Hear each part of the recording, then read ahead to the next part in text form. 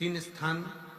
पहला, जो ये जलाधारी बनी हुई है, ये जो गोल जो भाग आता है, जलाधारी में जो भी गोल भाग है, वो गोल भाग का हाथ से स्पर्श करना, अर्थात जो माता जी का हस्त कमल है पार्वती जी का, वो जो गोल जलाधारी है जिसपे शिवलिंग रखा हुआ है, वो गोल जला, ये जो चरण है जहां से पानी बहकर जाता है उस स्थान पर नहीं, जहां गोल भाग है उस गोल भाग पर अपने सीधे हाथ का स्पर्श करना और श्री शिवाय नमस्तुभ्यम का जाप या पंचाक्षर मंत्र या षडाक्षर मंत्र ओम नमः शिवाय का जाप करना, पहला।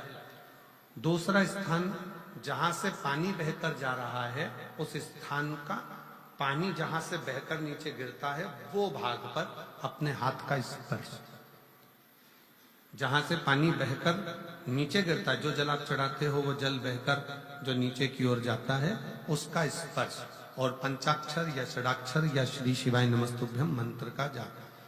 फिर तीसरा स्थान बताया कि शिवलिंग में किसी भी स्थान पर अपनी हथेली का स्पर्श, केवल हथेली का स्पर्श, उसमें उंगलियों का स्पर्श नहीं, केवल हथेली का स्पर्श, और पंचाक्षर या षडाक्षर या श्री शिवाय नमस्तुभ्यम मंत्र का जाप। ये तीन स्थान ऐसे बताए हैं कि आपके शरीर में अगर बिल्कुल भी इतनी एनर्जी नहीं है कि आप 2 कदम चल सकते हैं, तो शंकर के मंदिर में, शिवालय में जाकर ये 3 स्थान का स्पर्श करिए। मंदिर से जब आप बाहर निकलेंगे तो खुद के बल पर निकलेंगे, कोई आपको उठाने के लिए जरूरत नहीं है। आप स्वयं के बल पर निकल सकते, स्वयं के बल पर आगे बढ़ सकते, स्वयं के बल पर अग्रणी हो सकते, स्वयं के बल पर आप आगे निकल सकते। 3 स्थान है जहां व्यक्ति के जीवन के दुख, तकलीफ, रोग, कष्ट अपने आप नष्ट होते चले जाते हैं। तो पहला जो स्थान है वो पार्वती जी का स्थान हस्तकमल। दूसरा, कार्तिकेय और गणेश के मध्य में जो अशोक सुंदरी है और कार्तिक गणेश बैठे वहां से जो पानी नीचे की ओर आता है वो स्थान। और तीसरा, अपनी हथेली का, शिवलिंग का कोई भी स्थान जहां अपनी हथेली का स्पर्श हो जाए वो स्थान। ये 3 जगह हमें बल देती है, हमें ऊर्जा देती है, हमें एनर्जी देती है।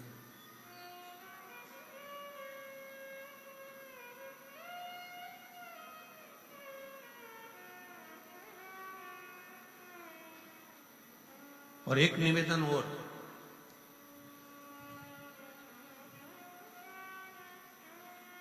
आप यदि कोई कार्य के लिए निकल रहे हो, कोई कार्य करने के लिए जा रहे हो और आपका मन उस कार्य में डामाडोल हो रहा है, ये होगा कि नहीं होगा, सफलता मिलेगी कि नहीं मिलेगी, मैं कोर्ट में जा रहा हूं या पैसी पर जा रहा हूं, या कोई जमीन का लफड़ा है या कोई प्रॉब्लम है, इसमें सफलता मिलेगी कि नहीं मिलेगी। जब आपके 2 मन, और ऐसा तो संसार में कोई जन्मा ही नहीं जिसके 2 मन ना हो। घर से कथा सुनने निकलते हो तो 2 मन हो जाते हैं, आज पीली साड़ी पहन के जाऊं कि नीली पहन कर जाऊं। 2 मन जब भी हो जाते हैं। भोजन करने बैठते हो तो भी 2 मन हो जाते हैं, दाल खाऊं कि गोभी की सब्जी से पहला टुकड़ा खाऊं।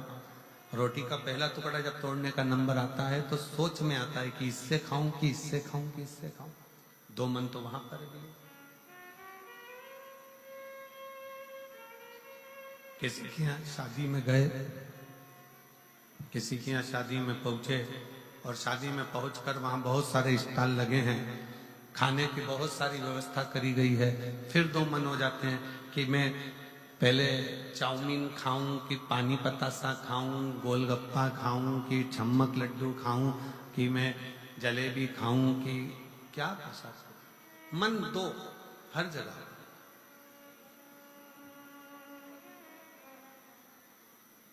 और ऐसा नहीं है कि मन 2 नहीं होते, मन विचलित आ जाता है।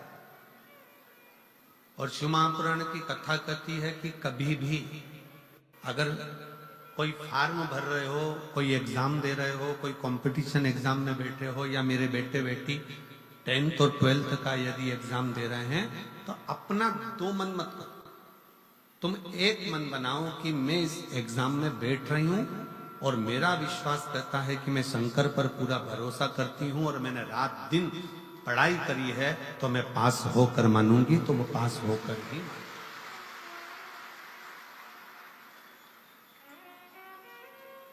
जहां मन विचलित हो जाता है, जहां मन दो हो जाते हैं, फिर वहां थोड़ा सा भ्रम उत्पन्न हो जाता है, फिर थोड़ा सा भ्रम उत्पन्न हो सकता है। पर जब आपने एक विचार कर लिया कि मुझे सफलता मिलेगी, तो ये निश्चित है कि दुनिया में कोई ऐसा पैदा नहीं हुआ कि आपकी सफलता को रोक दे, आप आगे बढ़कर ही रहो। और एक निवेदन और है, मान लो किसी कारणवश सफलता नहीं मिली और आप सफल नहीं हुए, तो चिंता मत करना, चिंता करने की जरूरत नहीं है। एक बार अगर एग्जाम दिया, एक बार अगर अपन फील्ड में उतरे और एक बार में सफलता नहीं मिली तो चिंता मत करो। ये मत सोचो कि पीछे हट गए। शिव महापुराण की कथा में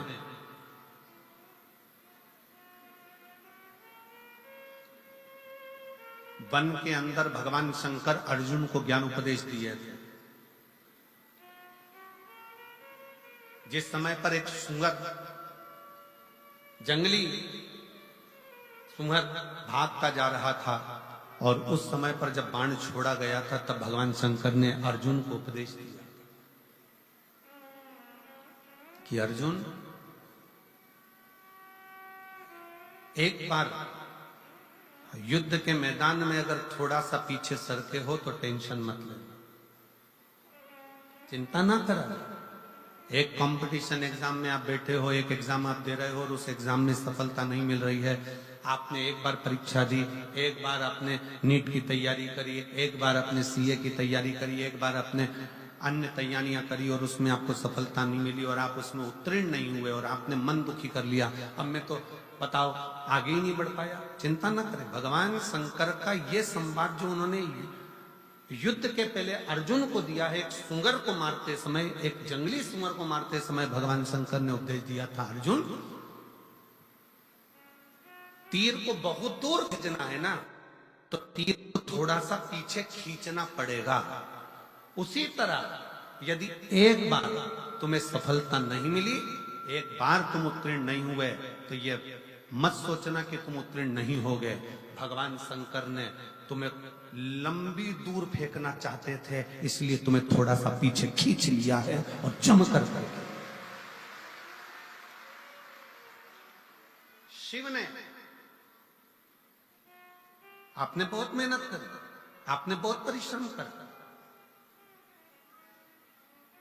आपने दुनिया के लिए सब कुछ करा हो और मान लो उसके बाद भी आपके जीवन में अगर तकलीफ आकर खड़ी हो गई, मान लो कहीं ना कहीं दुख आकर खड़ा हो गया, मान लो आप उस एग्जाम में, उस कंपटीशन में आप आगे नहीं निकल पाए, समझ लेना कि मेरे तारा बाबा ने, मेरे तारकेश्वर महादेव ने, मेरे कुबेर भंडारी ने आपके लिए कुछ अच्छा सोच कर रखा है, इसलिए वो पीछे खींचा है। और पीछे खींचा है इसका मतलब ये मत समझना कि तुम्हें पीछे रख दिया है। उसने तो अभी तुम्हें धनुष पर चढ़ाया है और चढ़ाने के बाद मेरा शंकर जब छोड़ेगा तो फिर इतना आगे निकल जाओगे कि दुनिया तुमको देखती रह जाएगी कि तुम किस मंजिल तक। वो पीछे खींचता है, वो पीछे खींच रहा होता है।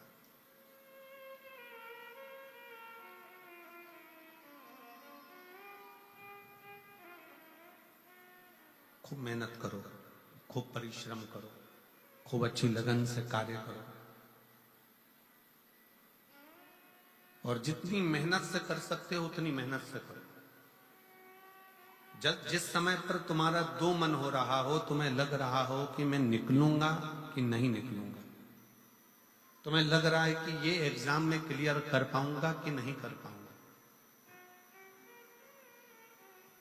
मैं पहुंचूंगा कि नहीं पहुंचूंगा, तो यही तीन स्थान,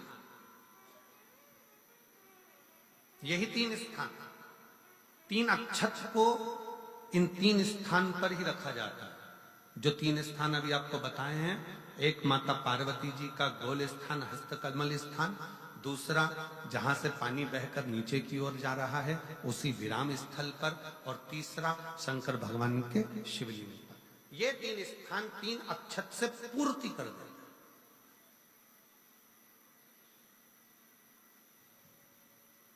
जैसे प्रदोष के दिन प्रदोष काल में जलाया गया दीप, प्रज्वलित करा गया दीप 5 स्थान पर फल देता है। कितने स्थान पर फल देता है? 5 स्थान पर। आप में से कितने लोग हैं जो प्रदोष के दिन दीप लगाने मंदिर जाते हैं या शंकर जी के मंदिर पहुंचते हैं? बहुत बहुत प्रणाम आपको, साधुता जानना चाहिए। अपना प्रदोष के दिन प्रदोष काल में लगाया गया दीपक 5 स्थान पर फल देता है। पहला स्थान, अगर हमको या हमारे परिवार में किसी को काल सर्प दोष है तो हमारा प्रदोष का लगाया गया दीपक कहीं पूजन मत कराओ, वो दीप जलाने से ही काल सर्प दोष समाप्त होता चले जाता है। दूसरा स्थान पितृदोष। अगर किसी ने कह दिया कि तेरे घर में पितृदोष है, तेरे घर में, कई लोग बता देते हैं कि तुम्हारे घर में, कई माताएं पूछती हैं मेरे घर में बेटा नहीं, मेरे घर में 3 बेटी हो गई, 4 बेटी हो गई, 5 बेटी हो गई, बेटा नहीं है, बेटा नहीं, तो किसी ने कह दिया पितृदोष है।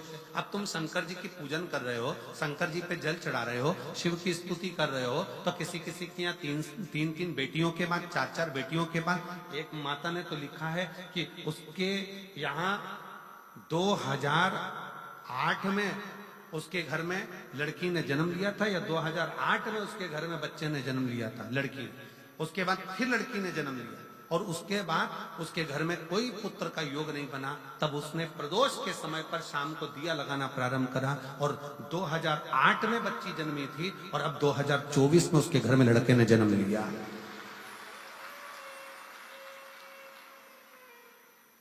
2024 में उसके घर में पुत्र ने जन्म लिया। वो बेटी होगी यहाँ पर कहीं ना कहीं, जिसके घर में बेटे। पहले की लड़की हुई, फिर 2 जुड़वा लड़की हुई, जुड़वा लड़की में से एक लड़की शांत हो गई, फिर आखिरी में बच्ची के कारण संतान प्राप्ति का योग नहीं बना। आखिरी में उसने फिर पुनः भगवान शंकर के प्रदोष काल में दीप जलाना प्रारंभ कर। कहीं बैठी हो तो हाथ हिला सकती है, अगर कहीं बैठी हो।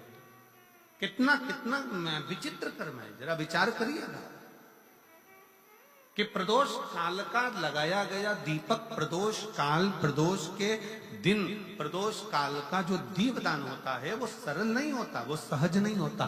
5 स्थान की पूर्ति करता है। पहला, जम के बोलो, पहला स्थान किस चीज के लिए? काल सर्पदोष के लिए। दूसरा पितृदोष। कैसा भी तुम्हें कोई पितृदोष बता दे, कितना भी तुमसे कोई कह दे कि तेरे घर में पितृ का दोष है, तेरे घर में ये दोष है, अगर आप प्रदोष के दिन, प्रदोष काल में, अर्थात सूर्य अस्त के समय के 2:45 तक का जो समय होता है, 2 घंटे के समय का, उसके अंतर्गत अगर आप प्रदोष काल के समय में भगवान शंकर को दीप लगाने के लिए अगर पहुंचे हो तो वो आपको फल देगा ही, पितृदोष का निवारण होगा ही। चाहे तुम कुछ करो चाहे मत करो, वो पितृ की शांति करा दे। दूसरे नंबर पर है पितृदोष। तीसरे नंबर पर है वास्तु दोष। हमारे घर का,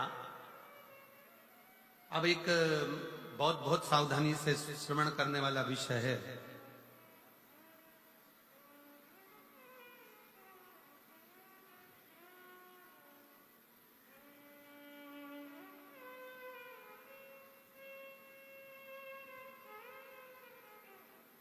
यदि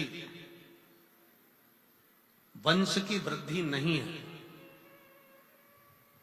30 वर्ष शादी के हो गए, 40 वर्ष शादी के हो गए और औलाद है ही नहीं, डॉक्टर ने भी हाथ नीचे कर दिया, टेस्ट पे भी करवाया, IVF करवाया, सब कुछ तुमने करवा लिया, तो भी औलाद नहीं है, तब आखिरी में एक काम चालू करो। प्रदोष का दिन दोनों पति पत्नी व्रत चालू कर दो प्रदोष का, और प्रदोष काल में शाम के समय जाकर एक ही दिए में 2 लंबी बाती जानते हो ना, रुई की लंबी कपास की बाती 2, और दोनों बाती एक ही दिए में रखकर पति पत्नी दोनों उसको प्रज्वलित करना प्रारंभ करें। बाबा संतान देकर ही रहेगा, औलाद आएगी ही। दीप की जो बाती में अंतर आ जाता है, एक गोल बाती में और लंबी बाती में अंतर आता है, बहुत अंतर आता है। पितरों के लिए गोल बाती का प्रयोग बहुत कम होता है हमारा।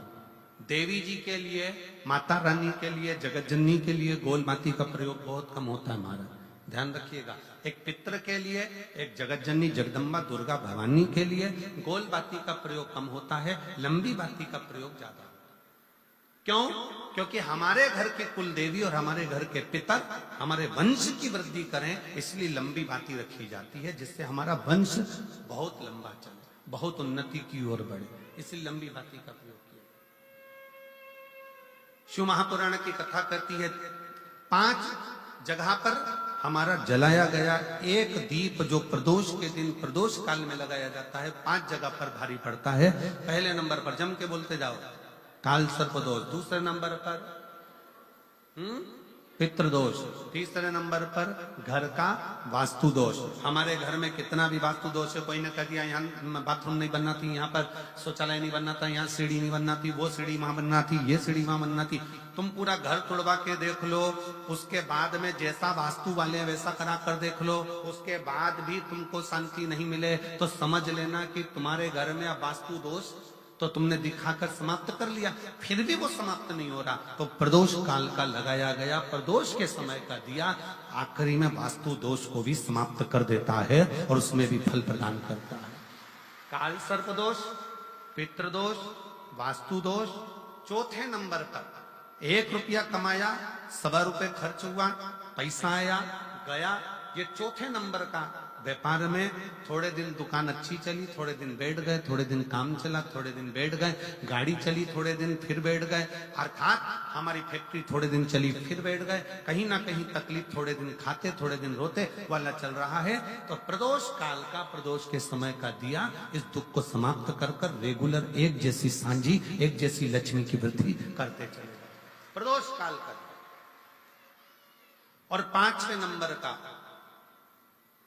प्रदोष काल का दिया, प्रदोष समय का दिया 5वें नंबर पर रोग का निवारण का, रोग निवारण।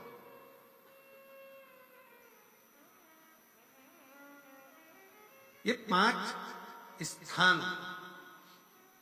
जो बताए गए हैं प्रदोष काल के दिन, प्रदोष के दिन दीप प्रज्वलन के। और अब की बार की जो शिवरात्रि आ रही है, बाबा देवाधिदेव महादेव की बड़ी कृपा है उस पर, बहुत करुणा। 25 तारीख को प्रदोष और 26 तारीख को शिवरात्रि। अब जरा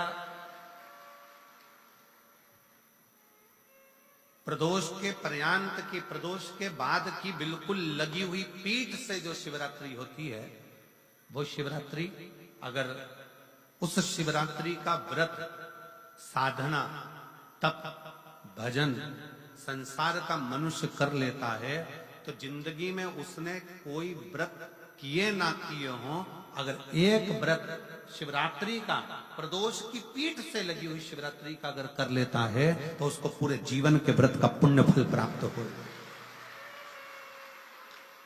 एक व्रत शिवरात्रि का प्रदोष पर्यंत की, अर्थात प्रदोष की पीठ से जुड़ी हुई। अब अगर आप कोई ब्राह्मण से, अगर कोई विद्वज्जन से, कोई पंडित जी से आप पूछेंगे प्रदोष कितनी बजे लग रहा है, वो बताएंगे फिर प्रदोष लगने के बाद प्रदोष कब समाप्त हो रहा है, तो जिस दिन 26 तारीख हो रही है उसमें लगाया, दोनों की पीठ मिल रही, दोनों।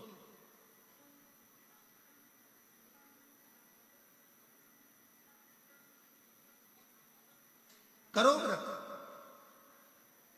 आपने कितनी भी एकादशी के व्रत करे हो, कितनी भी द्वादशी के व्रत करे हो, कितनी भी चतुर्थी व्रत करे हो, कितनी भी तीज व्रत करे हो, कितनी भी अष्टमी का व्रत करा हो, कितनी भी नवरात्रे के व्रत करा हो, कितनी भी तीज का व्रत करा हो, चाहे दुनिया के कितने भी व्रत आपने करे हो, अगर आपने एक महाशिवरात्रि का व्रत नहीं करा तो कोई व्रत का पुण्य फल आपके खाते के अंतर आ नहीं पाता। शिवरात्रि के व्रत की इतनी मूलता है। पर एक निवेदन है, अगर कोई बुजुर्ग है, कोई बीमार है, कोई बूढ़ा व्यक्ति है, बहुत बीमार है, तो उसको निवेदन है आप व्रत ये नहीं कि 24 घंटे का करो, आप व्रत 2 घंटे का कर लो, 1.5 घंटे का कर लो, 1 घंटे का कर लो, 15 मिनट का करो। पर निवेदन है कि जो बीमार व्यक्ति है वो आधे घंटे, 1 घंटा, 2 घंटा, 6 घंटा, 15 मिनट पर शंकर की शिवरात्रि का व्रत ये विचार कर करना। बहू बेटा नाते रिश्ते सबको कह देना। कोई बीमार व्यक्ति है ना वो भी कह दे कि देख बेटा मेरा व्रत है। तो घर के लोग कहेंगे पापा आपकी तबीयत खराब, मम्मी आपकी तबीयत खराब, दादी आपकी तबीयत खराब, आप व्रत कैसे कर रही हो, बच्चे की व्रत बच्चा कैसे व्रत कर रहा है? तो कह देना मेरा 2 घंटे का व्रत है, 2 घंटे मैं बाबा का नाम लेकर जल चढ़ाकर जल का आचमन कर कर मेरे बाबा की भक्ति कर लो 2 घंटे की, मेरा व्रत पूर्ण हो जाएगा। मैं व्रत कर रहा हूं, आधी में पुनी। तुलसी बाबा कहते हैं थोड़े में बहुत होता है। आपके व्रत अगर कोई बीमार है उसके लिए, अगर कोई कष्ट है शरीर में उसके लिए ऐसा व्रत है। बाकी के सभी के लिए तो वही व्रत शिवरात्रि का पूर्ण व्रत है जिसमें भगवान शंकर की विरल भक्ति को हम प्राप्त करें।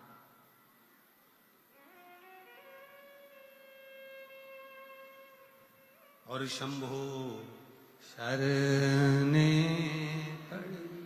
मांगू घड़ी रे घड़ी, दुख काटू दया करीन दर्शन। ओ शंभु शरण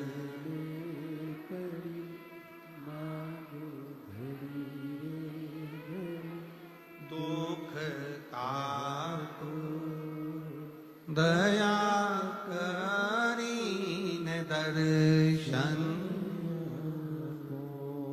भगवान शंकर की अविरल भक्ति को धारण करिए, शिव तत्व को धारण करिए, शिव उपासना को धारण करिए बिना संकोच। और जिसके घर में शंकर भगवान के व्रत के लिए अगर झगड़ा हो रहा है तो निवेदन है व्रत बिल्कुल मत करिए।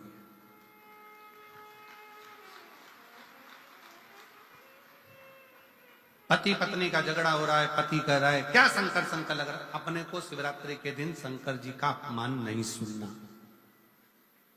इसलिए राजी हो तो व्रत करो, राजी नहीं है पति, परिवार के लोग राजी नहीं है, चिड़चिड़ कर रहे हैं तुम्हारे व्रत करने से, तो आपके चक्कर में शंकर भगवान की निंदा तुम्हारे कान में जाए ऐसा व्रत किसी का, ऐसे व्रत की कोई नहीं। आपके घर के लोग राजी हो, माता पिता राजी हो, सास ससुर राजी हो, पति राजी हो, पत्नी राजी हो, परिवार के लोग राजी हो, बेटा बेटी सब, बच्चों का मन है मम्मी मुझे व्रत करना है, हाँ बेटा कर, एक ही तो व्रत करना है शिवरात्रि का, करो। घर के बुजुर्ग ने कह दिया मुझे व्रत करना है, बिल्कुल करो, आज का मौका मिला है आपको करने का, महाशिवरात्रि का व्रत करिए। पर घर के अंदर अगर तुम्हारे व्रत करने से झगड़ा हो रहा है, काय को व्रत कर लिया, क्या होता है शंकर जी का व्रत करने से, क्या होगा शंकर जी का तप करने से, जबरदस्ती वो सीओर वाले महाराज के चक्कर में पड़ी हो, क्या होगा शिवरात्रि व्रत से, क्या होगा शंकर जी को जल चढ़ाने से, तो उससे अच्छा है अपने घर में बैठो, श्री शिवाय नमस्तुभ्यं, श्री शिवाय नमस्तुभ्यं, श्री शिवाय नमस्तुभ्यं, श्री शिवाय नमस्तुभ्यं, श्री शिवाय नमस्तुभ्यं, श्री शिवाय नमस्तुभ्यं। घर में बैठकर भगवान शंकर का गुणगान करो, भगवान शंकर का नाम जाप करो, भगवान शंकर की भक्ति करो, उससे बढ़कर कोई सुख नहीं, उससे बढ़कर कोई आनंद। पर निंदा ना सुनते हुए, कुछ गलत विचार ना लाते हुए, गलत सोच ना लाते हुए, गलत दृष्टि ना रखते हुए, गलत भाव न रखते हुए भगवान शंकर की विरत भक्ति को अपने भीतर उतारने का प्रयास करो, शिव को अपने अंदर उतारने का प्रयास करो। शिव भक्ति, शिव महापुराण की कथा कर रहे हैं।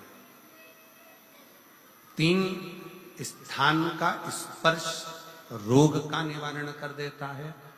3 जगह पर चढ़ाया गया अक्षत हमारे मन को एकाग्रित कर कर और हमें अपनी मंजिल तक पहुंचा देता है।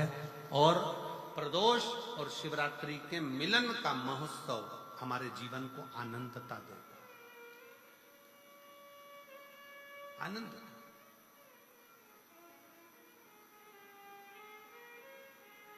क्या सुख है। आपके यहां तो सिरसा वालों को तो बड़ी बड़ी बधाइयां हम दें कि सिरसा की पवित्र भूमि पर तारकेश्वर महादेव विराजमान है। कम से कम एक लोटा चढ़ाने के लिए, जल के लिए आप हृदय से पहुंच हो जाते हो। यहाँ तारकेश्वर महादेव विराजमान है। तारकेश्वर महादेव बेटा, आवाज सेठ नहीं है, गला पकड़ रहा है, सेठ करिए उसको। तारकेश्वर महादेव जी यहाँ विराजमान है। भगवान शंकर स्वयं विराजित, शिव शिव, शंकर शंकर। मैं माननीय गोपाल जी कांडा जी से कहूंगा, गोपाल जी जैसे भक्त यहां बैठकर कथा को सुन रहे हैं, कुबेरेश्वर धाम पर आज से शिव भक्त पहुंचना चालू हो गए। और जिसमें 26-25 तारीख से कार्यक्रम है, 25 तारीख से रुद्राक्ष महोत्सव, 25 फरवरी से चालू होगा। पर लोगों का विश्वास ऐसा होता है, जैसे इस पवित्र प्रांगण में आप लोग बैठे हो। कल हम देख रहे थे कि गोविंद जी उधर जहां राम जी की मूर्ति है, राम बगीची जहां बनी है, कल हम देख रहे थे कि 9 पंडाल, 6 पंडाल तो पहले लग चुके हैं। ये सारे पंडाल अगर पूरे तारा बाबा की कुटिया में गिने जाएं तो 6 पंडाल तारा बाबा की कुटिया में कथा से भर चुके हैं। और 3 पंडाल कल और बनाएगा। ऐसे मिला के 9 पंडाल तारा बाबा की कुटिया में लगा। कल गोविंद जी मां खड़े होकर पंडाल बनवा रहे थे, आगे रहकर सब दुर्गो विच्छाद करवा रहे थे बैठने के। विचार कर,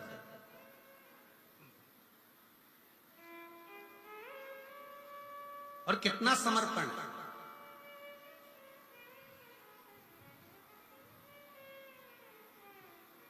गोपाल जी, हम इतनी कथाएं करते हैं, साल भर कथाओं का क्रम रहता है। सूरत कथा करी, उसके दूसरे दिन साकरी कथा हो गई, साकरी के दूसरे दिन छत्तीसगढ़ कथा हो गई, छत्तीसगढ़ कथा के बाद दूसरे दिन प्रयागराज कथा हो गई, प्रयागराज के दूसरे दिन सिरसा कथा हो गई, सिरसा के दूसरे दिन सीहोर कथा हो जाएगी, सीहोर के दूसरे दिन भटिंडा पंजाब कथा हो जाएगी, भटिंडा पंजाब के दूसरे दिन फिर महाराष्ट्र कथा हो। कथा रोज चलती। पर तारा बाबा की कुटिया में जो व्यवस्थाएं देखने को मिलती है कि जिनके पास में अगर ओढ़ने का कम्बल भी नहीं होता है ना, तो रात्रि के समय पर उनको देखकर उनके तन पर कम्बल भी उड़ा दिया जाता है कि इसको आप आराम से सो। इसको शिव भक्ति कहते हैं। ये दिखावे से परे है, दिखावे से परे।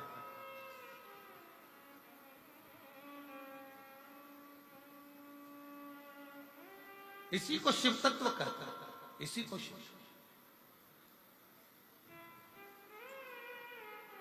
भोजन भंडारा सुबह से चालू हुआ, शाम तक चलता रहा। खूब आनंद के साथ लोग प्रसाद पा रहे हैं। सुंदर सुंदर व्यवस्थाओं के साथ में व्यवस्थित हर चीज रखी गई। और एक एक ये 9 पंडाल जो लगाए गए हैं, ये 9 पंडाल को संभालने के लिए भी कार्यकर्ताओं की टीम पूरी की पूरी संभालने के लिए, ये तारा बाबा की कुटिया की जो पूरी टीम है उसने पूर्ण रूप से इसको संभाला। इसकी प्रशंसा। और शंभु शरणे पड़ी मांगू घड़ी रे घड़ी, दुख काटू दया करीन दर्शन। ओ शंभु शरणे मांगू घड़ी रे घड़ी, दुख काटू दया करी ने दर्शन। शिव तत्व इसी को कहते। और जितने नौ पंडाल में शिव भक्त भरे पड़े हुए हैं, उनको एक निवेदन जरूर करूंगा, आप चिंता मत करना। आप मेरे बाबा की कथा को ग्रहण करने के लिए आए। मेरा शंकर कथा के माध्यम से हमने फिर कहेंगे, ये शिव महापुराण केवल पोथी नहीं है, ये मेरे शंकर का एक अंश स्वरूप है। जब हम कथा सुनते हैं, श्री शिवाय नमस्तुभ्यम बोलते हैं, बोलने के बाद जब हम मौन हो जाते हैं, उस समय पर आपका दुख काटने के लिए मेरा शंकर आपके कर्ण से प्रवेश कर कर आपके हृदय में बैठकर आपके घर तक जाकर आपके दुख को काट देता है। ये दुनिया लोग कहते कि कथा है, दुनिया की दृष्टि में लोग कहते हैं कि ये सुपुराण है। हमारी दृष्टि में ये कथा नहीं है, हमारी दृष्टि में तो हमारा शंकर है, हमारा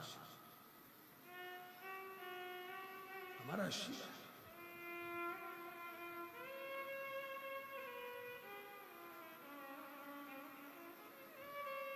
शिव शिव है। और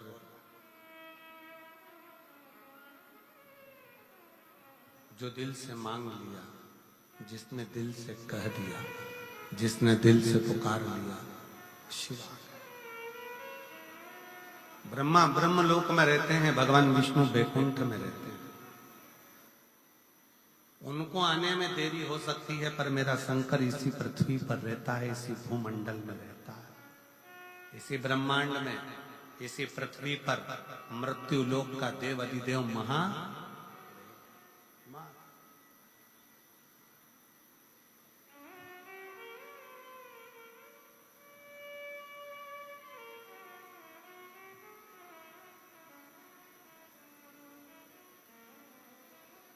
गोपाल जी, लोग कहते हैं गुरु जी आप वहां कैलाश मानसरोवर की यात्रा करे हो कि नहीं करे हो? आप कभी कैलाश गए हो? हम नहीं, महाराज जी हम नहीं गए।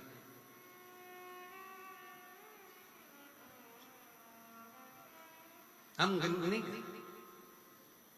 कहा आप इतने बड़े शंकर जी का गुणगान करते हो और आप कैलाश नहीं गए? हमने कहा वो कैलाश वाला खुद शिव महापुराण की कथा में रोज आता है और रोज भक्तों का दुख काट कर जाता है, प्रतिदिन आता है। लोग कहते हैं कि शिव महापुराण सुनने के लिए केवल शिव भक्त आते हैं, पर हमारा विश्वास कहता है कथा के पंडाल में जिस स्थान पर शिव पुराण की कथा होती है, उस स्थान पर, उस पुराण की साक्षी में, शिव महापुराण में 7 दिन लगातार रोज प्रतिदिन मेरा शंकर स्वयं शिव पुराण में लिखा। शिव महापुराण के उमाखंड में भगवान शंकर कहते हैं, और जिस समय पर शिव महापुराण की विद्येश्वर संहिता में वर्णन किया, तुमरुका जी कथा कहते हैं, ईश्वर जी और गोरा जी, शंकर जी और पार्वती जी यजमान बनते हैं।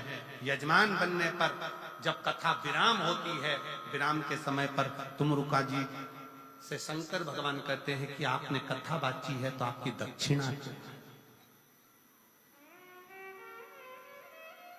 आपने कथा बाची है तो आपकी दक्षिणा क्या है?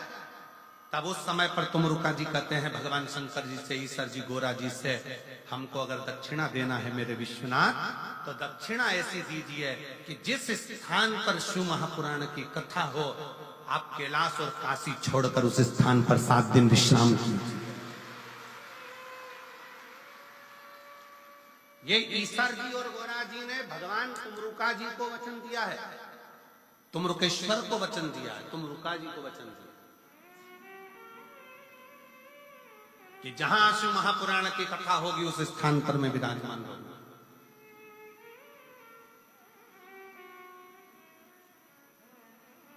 मैं स्वयं उस स्थान पर।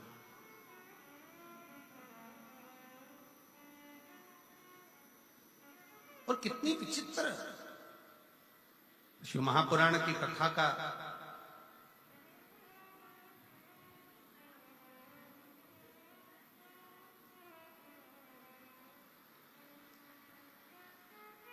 शिव महापुराण के विचारों का, शिव महापुराण का स्मरण दुनिया तुमसे कह दे कि हम कथा सुनने जा रहे हैं।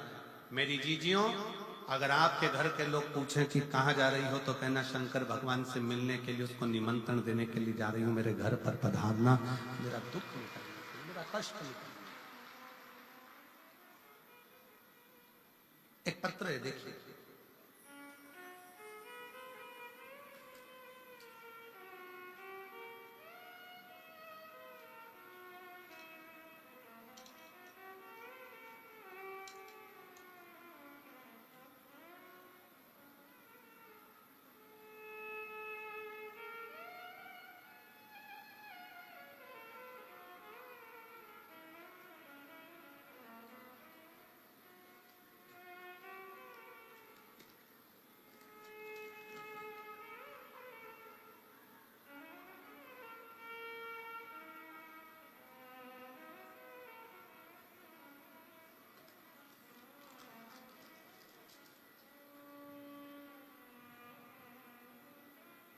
मेरा नाम गीता देवी, मेरे पति का नाम नवीन कुमार है।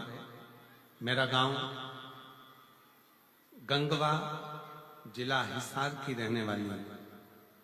आप ही हैं? आ जाइए, बेलपत्र लेकर जाइए, आ जाओ। सबसे पहले गोपाल जी कांडा जी को धन्यवाद देती हूं कि उन्होंने हमें दूसरी बार शिव पुराण सुनने का मौका दिया है। जिन्होंने इतनी सुंदर कथा सुनने का हमें मौका दिया।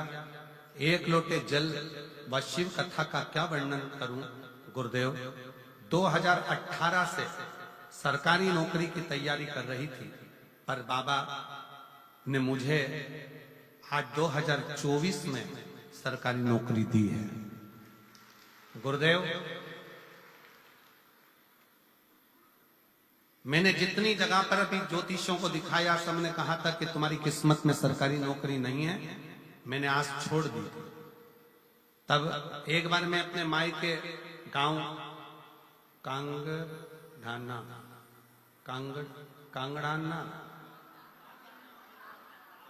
कांगड़ाना सिरसा आई थी। तब मेरी माँ ने मुझे कहा था कि टीवी पर जो महाराज कथा कहते हैं ना, वो सिरसा में आए हैं। गोपाल कांडा जी, गोविंद कांडा जी बुलाएं। मैंने सुना है कि जब वो कथा कहते हैं तो उनके पंडाल में बैठकर जो मांगा जाता है वो बाबा देता है 3 महीने के अंदर। चल तू मेरे साथ कथा सुनने के। मैं अपने मायके आई, मैं आपको जानती नहीं थी। पहली बार मैंने पंडाल में बैठकर शिव महापुराण की कथा इस मायके के अनुसार यहाँ बैठकर श्रवण करी। उस समय पर इस पंडाल के अंदर मैं नहीं आ पाई थी। बाहर के पंडाल में बैठकर मैंने कथा सुनी थी। वहीं बैठकर श्री शिवाय नमस्तुभ्यम कहते हुए बाबा से निवेदन करा, और बाबा की ऐसी कृपा हुई कि 3 महीना भी पूरा नहीं हुआ और बाबा ने मेरा पुलिस में भर्ती करवाया और मेरी नौकरी लग गई। फोटो भी लगा रही हूं। बाबा की कृपा ऐसी हुई कि 3 महीना भी नहीं हुआ और बाबा ने मुझे पुलिस में नौकरी में लगा दिया। गुरुदेव, 6 साल से तैयारी कर रही थी नौकरी की, पर मुझे क्या मालूम था कि पंडाल में बैठकर कथा सुनने में 3 महीने के अंदर मुझे नौकरी मिल गई। मैं बाबा को यहाँ प्रणाम करती हूँ। शिव तत्व किसको कहता है? एक पत्र और बड़ा सुंदर है, देखिएगा। मेरा नाम केलो देवी है और मेरे पति का नाम राजकुमार है। मेरा मोबाइल नंबर ये है। आप ही हैं? आ जाओ, आ जाइए। मेरा गांव कर सिंधु जिंद हरियाणा के निवासी हूं। आपके चरणों को प्रणाम करती हूँ, नमन करती हूँ। एक लोटे जल का मैं क्या वर्णन करूं। मेरी पहली बार कथा सिरसा हरियाणा में यहीं पर 2 दिन की कथा सुनी थी। 2 दिन की कथा सुनी और इसी पंडाल में बैठकर मैंने बाबा से विनय करी थी। 2 वचन मांगे थे बाबा से। बाबा, पहला, मेरा लड़का ठीक से बोल नहीं पाता, उसके शब्द नहीं निकल पाते, और दूसरा, मेरा लड़का जेईई की तैयारी कर रहा है और कई साल हो गए पर उसका सिलेक्शन नहीं हो रहा। बस ये 2 वर मांगकर 2 दिन की कथा सुनकर इसी पंडाल से चली गई। गुरुदेव, हमको नहीं मालूम था कि बाबा पंडाल में बैठकर मांगने वाले को इतना जल्दी दे देता है। बाबा बाबा है गुरुदेव। मेरे लड़के ने मुझसे कहा, माँ क्या सही में मेरी आवाज ठीक हो सकती है? क्या मैं पूरा बोल सकता हूँ? क्या मेरी आवाज पूर्ण हो जाएगी? क्या मैं सही सबके जैसा बोल पाऊंगा? तब मैंने अपने लड़के को कावड़ भरने के लिए सीहोर भेज दिया। कावड़ भरकर आया सीहोर की, और वहां से आने के बाद रुद्राक्ष लेकर आया। रुद्राक्ष लाने के बाद मेरे बेटे की आवाज 90% आवाज पूरी ठीक हो गई। जैसे ही कावड़ भरकर आया और रुद्राक्ष लेकर आया, 90% आवाज ठीक हो गई। और बाबा की ऐसी कृपा हुई कि मेरे बेटे का जो दूसरा वर मांगा था जेई में सिलेक्शन, आज मेरे बेटे का 99.14 के प्रतिशत से मेरे बेटे का जेई माइंस में रिजल्ट आ गया है। और मेरा बेटा आज सरकारी कॉलेज में पढ़ रहा है। मैं बाबा को धन्यवाद देने के लिए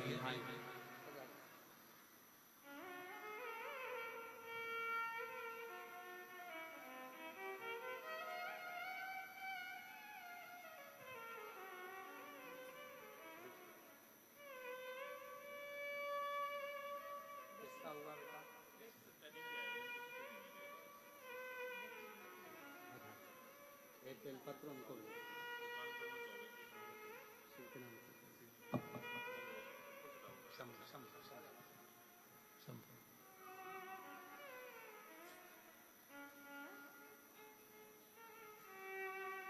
शिव तत्व शंकर की कथा, शिव महापुराण, शंकर की उदारता, शिव नाम, इसी का सार दुनिया के लोगों को लगता है शिव तत्व में है क्या, शिव पुराण में है क्या, शंकर के गुणगान में है क्या।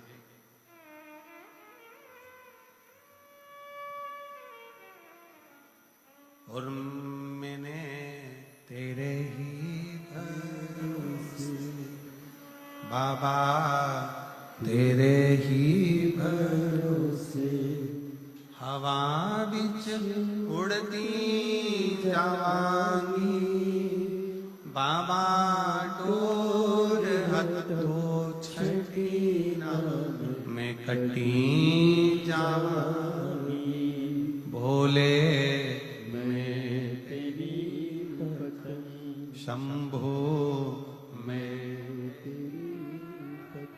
हवा बिच उड़ती जावांगी बाबा, डोर हथो छठी ना मैं कटी जावांगी भोले, मैं तेरी शंभो, मैं तेरी।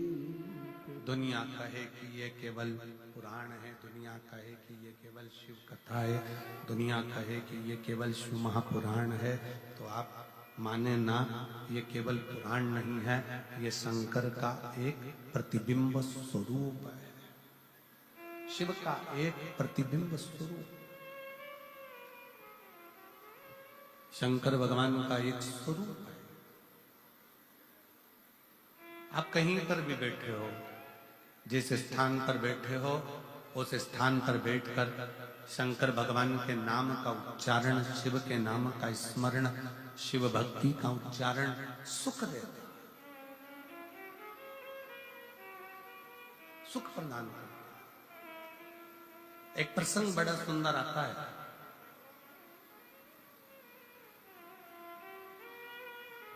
एक नेद्रू नाम के ऋषि हुए जिनके नेत्र नहीं थे। नेद्रू नाम के ऋषि हुए जिनके नेत्र नहीं थे, पर उनका एक कर्म बड़ा विचित्र था। बेलपत्री की जड़ का स्पर्श कर कर बैठे रहते थे। बेलपत्र की जड़ का स्पर्श करे और बेलपत्री की छांव में, बेलपत्र की छांव में, बेल वृक्ष की छांव में बैठे रहते।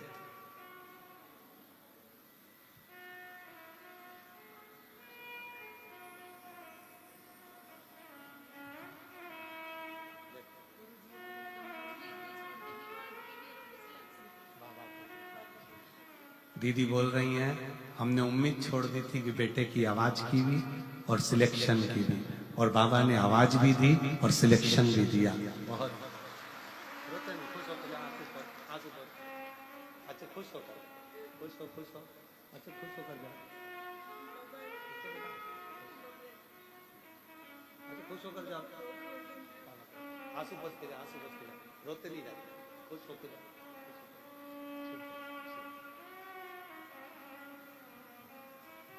दीदी कह रही है मेरे बेटे की आवाज की भी उम्मीद छोड़ दी थी कि आवाज सही आएगी, और एग्जाम में क्लियर होने की भी सोच छोड़ दी थी कि वो हो पाए, पर उसने जो लाइन लिखी है, उसने इस लाइन में लिखा है,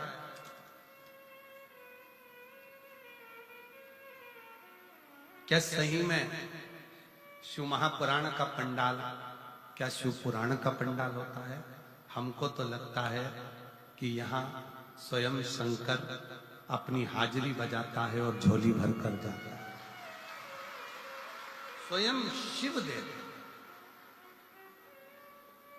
एक लाइन अच्छी लिखी है, आप और हम गुनगुना लेते हैं कि लुटा दिया भंडार काशी वाले ने, कर दिया माला माल काशी वाले ने, जो जैसी मावना लाया वो वैसा ही फल पाया, जो जैसी भावना लाया वो वैसा ही फल पाया, नहीं खाली उसे लौटाया वो मन ही मन हर्षाया, नहीं खाली उसे लौटाया वो मन ही मन हर्षाया, और कर दिया माला माल काशी वाले ने, लुटा दिया भंडार काशी वाले ने।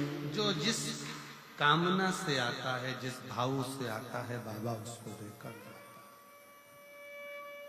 उसको देकर। और कांडा जी धन्यवाद, गोविंद जी आपको भी, गोपाल जी आपको भी, कि भक्तों की सुविधा के लिए आपने केवल एक दरवाजा नहीं, भक्तों की सुविधा के लिए तारा बाबा की कुटिया के सारे दरवाजे आप आने के लिए खोल देते हो उसके साथ। और इतनी खुशी हो रही थी, अभी हम जब गाड़ी में आ रहे थे तो माताएं आपस में बात कर रही थी कि हमेशा तो उत्थे का गेट, अब उसकी भाषा में कर रही थी, उत्थे का गेट चालू रेवे, पर अब के ना गोविंद ने, गोपाल ने अब क्या गजब का काम कर ने, सारा गेट खोल दिया, तो इसकी प्रसन्नता। एक तो तुम्हारी भाषा हमको भी बोलने में थोड़ी अटपटी हो जाए, तो ये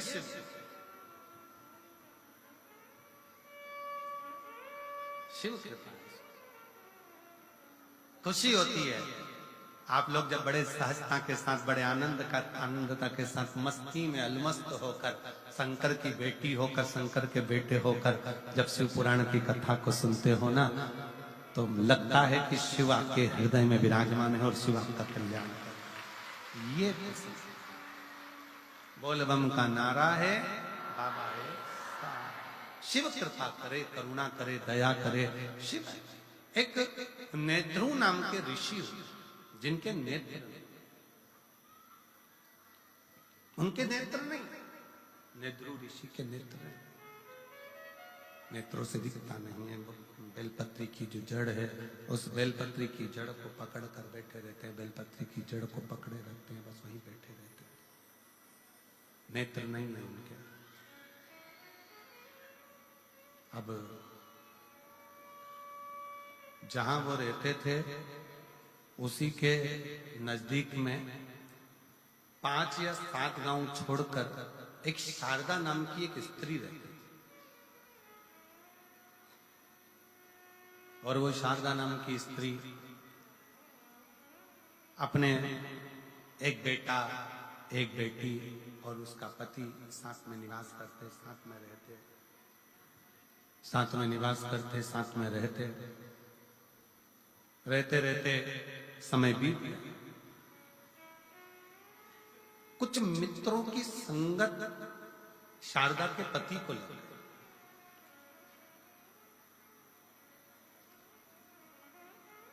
कुछ मित्रों की संगत, और हमने पहले भी कथा में कहा, एक ताली, दूसरा थाली, तीसरा प्याली, ये व्यक्ति को बहुत जल्दी बर्बाद कर देती है। पहले नंबर पर ताली, प्रशंसा करने वाले अगर तुम्हारी प्रशंसा कर कर तुम्हें गलत काम में लगा रहे हैं तो तुम्हें बर्बादी की ओर लेकर जाता है।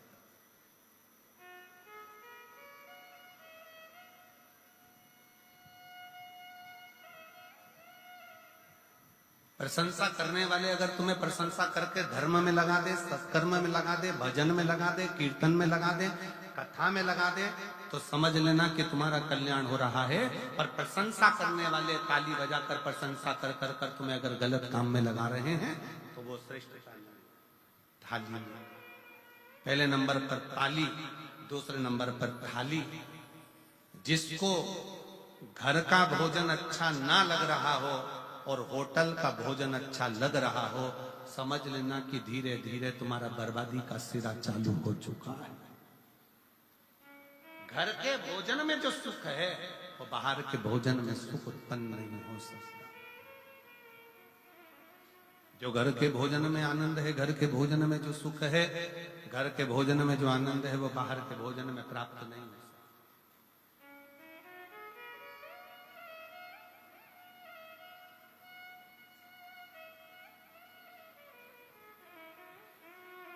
घर में जो भोजन बनाकर रखा उसमें श्रेष्ठता आई नहीं, संतुष्टि मिली नहीं, और बाहर का भोजन श्रेष्ठ लग रहा है, बर्बादी का सिरा। मित्र ले जाएंगे, चल जरा बाहर खाकर आते हैं, होटल ले गए, पार्टी में ले गए, खाया पिया आ गए, आज उन्होंने खिलाया, कल तुमसे खाया। फिर है प्याली मित्र, ताली, थाली, जम के बोलो प्याली।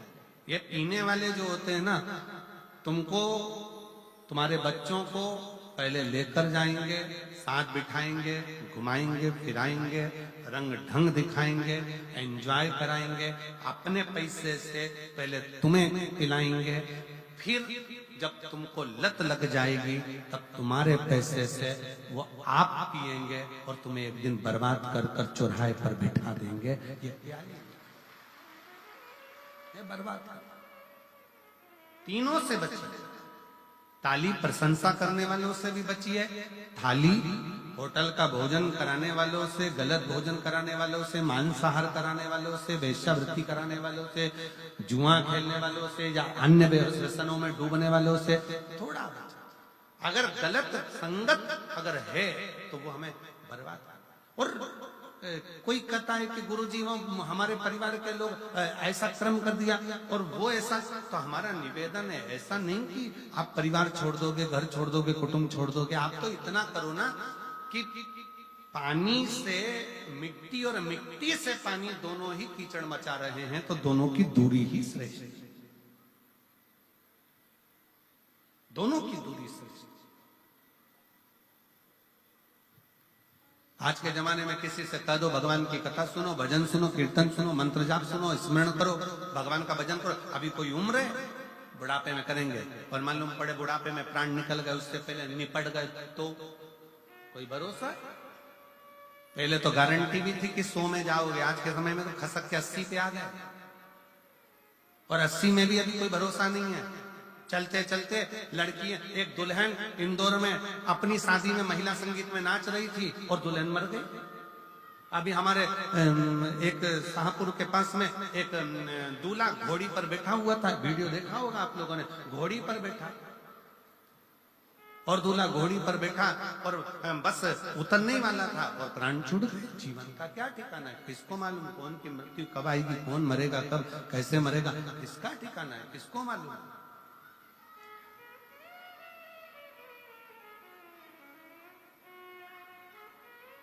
आवाज नहीं आ रही भाई, पीछे आवाज खोलिए। जीवन का क्या ठिकाना है, जीवन का क्या भरोसा। इसलिए बहुत सावधानी से जीवन को जियो, भगवत भजन कर कर, स्मरण कर कर, कीर्तन कर कर, मंत्र जाप कर कर, नाम जाप कर कर, नाम स्मरण कर कर अपने जीवन को सार्थक बना।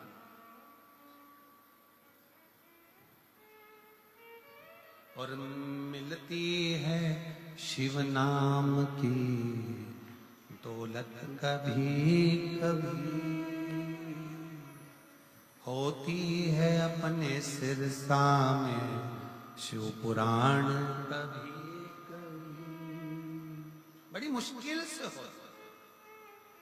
खूब भागवत मिलेगी, खूब तुमको कथा मिलेगी, स्मरण मिलेगा, संकीर्तन मिलेगा, भजन मिलेगा, सब कुछ मिलेगा, और शिव महापुराण की कथा जब तक मेरा बाबा ना चाहे तब तक नहीं हो सकती। उसने चाहा तो ये कथा हुई है और आप श्रवण करो, उसकी कृपा। यहाँ किसी मनुष्य के बल की बात नहीं है। शिव पुराण की कथा सुनना, सुनाना और कराना।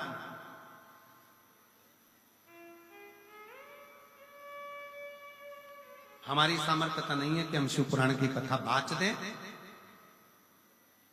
गोविंद जी गोपाल जी के बस की बात नहीं कि शिव पुराण की कथा करवा लें, और आपके बस की बात नहीं है कि आप कथा सुन लो।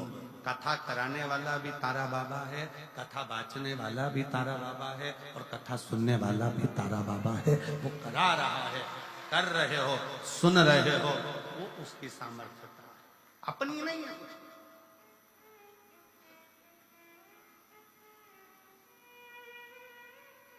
बड़ी मुश्किल से। और काया को पाके तुम कभी अभिमान ना करो। कितने भी सुंदर हो, कितने भी ब्यूटीफुल हो, कितने तुम्हारे काया का अभिमान मत करो। ये काया कम माटी मिल जाती है, कोई एक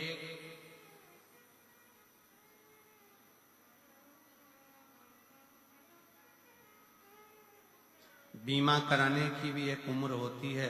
कोई 80 साल 90 साल का बीमा कंपनी में जाकर कह दे और कहें मुझे बीमा कराना, बीमे वाले कहेंगे घर जाओ, पागल हो गए हो। 80 साल में कोई बीमा होता है? अब तो तुम ऊपर जाने की उम्र और तुम बीमा कराने आए हो। पूरा की पूरा पैसा आप भी लेना चाहते हो। बीमा कराने के लिए भी उम्र देखी जाती है। 18 साल, 20 साल, 25 साल, 30 साल, 35 साल, 40 साल, 50 साल।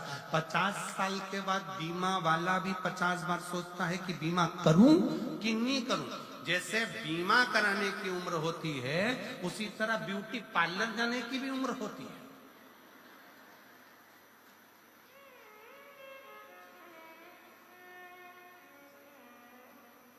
कोई 85 साल की, हाथ थर थर कांपे, मुंडे से पूरा सोफा सेट निकल गया,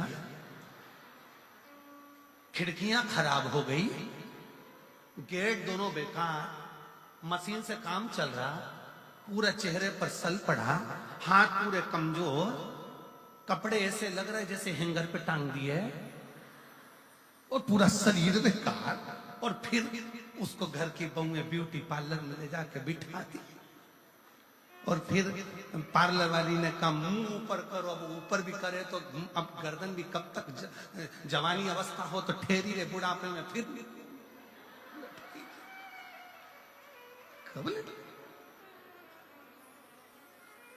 अब पार्लर वाली ने बेचारी ने चेहरे पर मेकअप करना चालू करा। हमारी सास का मेकअप कर दो, हमारी दादी सास है, मेकअप करो। तो एक एक्स्ट्रा लड़की बुलाई कि इसकी खाल ऐसे खींच खींच के पकड़ो, फिर खींच के,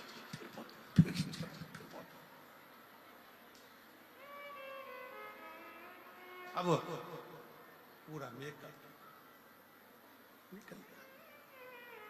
अब चेहरे का तो मेकअप कर दोगी, फिर इतने में पार्लर वाली ने पूछा सोफा सेट तो है ही नहीं, दांत का है? तो वो बहू बोली फ्रीज में रखे। फ्रीज में फिर डिब्बी मंगवाई फ्रीज में से के लेके आओ, थोड़ा सा चेहरा ठीक हो जाएगा, दांत लगाए, फिट करे।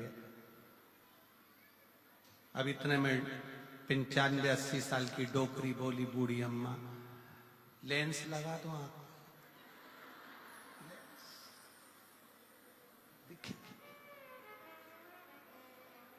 बीमे की भी उम्र होती है, ब्यूटी पार्लर की भी उम्र होती है, उसी तरह से महापुराण सुनने की भी उम्र होती है कि सुनो, ये भी उम्र,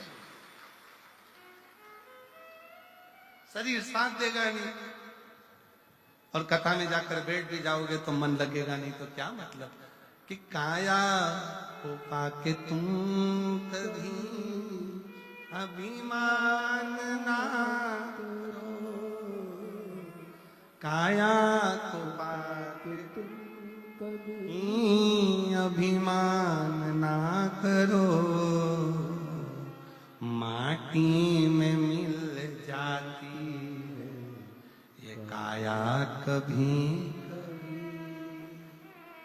मिलती है शिव नाम की भक्ति कभी कभी, होती है अपने सिरसा में शिव पुराण कभी कभी, बड़ी मुश्किल से।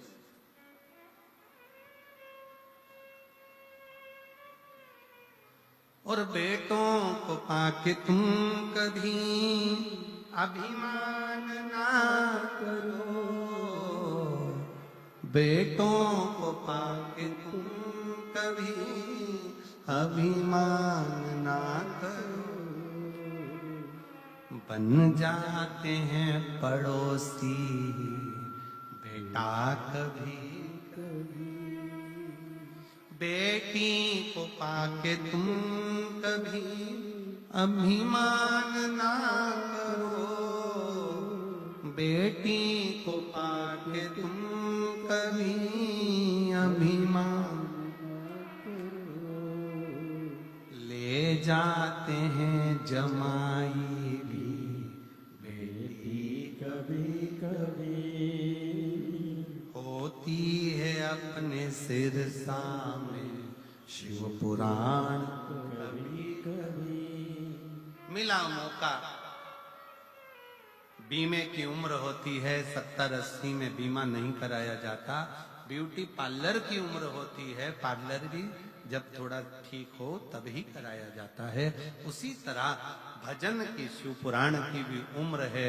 ये शरीर घर में थक कर पड़ जाए उससे पहले एक बार कुबेरेश्वर धाम में जाकर रुद्राक्षोत्सव का दर्शन भी करो और कथा। सिरसा वालों सावधान, तारा बाबा की कुटिया में कथा चल रही है, दिल से सुनो, नहीं तो ऊपर जाकर यमराज भी पूछेगा तेरा क्या होगा रे कालिया। सावधान, दिल से सुनो, हृदय से सुनो। कथा सुनने के बाद जैसे प्रसन्नता में अपने घर जाती हो ना, जिस दिन प्राण छूटेंगे ऊपर जाओगी ना, तो तुम्हारे स्वागत में बहुत सारे लोग खड़े होंगे। क्यों? शास्त्र कहता है, अग्नि पुराण को पढ़कर देखना, अग्नि पुराण में लिखा है भगवान नारायण का कोई भक्त मरता है तो वैकुंठ में साज सजते हैं, भगवान राम और कृष्ण के भक्त मरते हैं वैकुंठ में साज सजते हैं, पर शंकर का कोई भक्त जब प्राण छोड़कर जाता है तो 33 कोटि देवता नगाड़े बजाकर साज सजाकर उसका स्वागत करते हैं। फिर वो हो सकता है कि वो गाना भी ऊपर मिल जाए, बहारो फूल मेरा,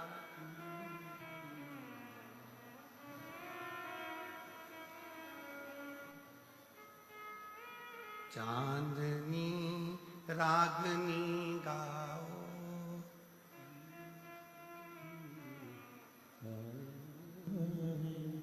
मेरा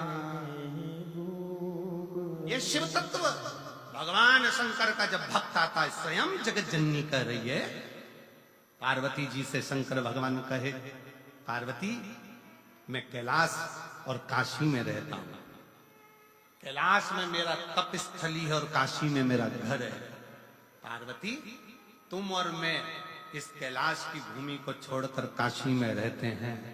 आपको मालूम है पार्वती, जब काशी में कोई मुर्दा आता है ना, कोई काशी में जब किसी का अंतिम संस्कार होता है तो देवता भी नगाड़े बजाकर उसका स्वागत करते हैं, नगाड़े बजाकर कि मेरे शंकर का कोई भक्त आ रहा है। क्या अंतर है शिव के भक्त में और संसार के भक्त में? क्या अंतर है?